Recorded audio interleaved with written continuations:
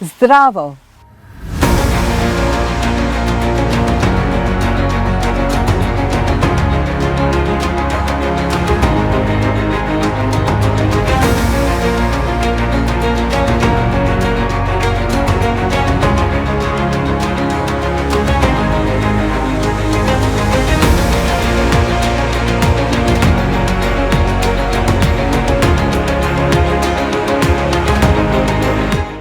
There's something for everyone.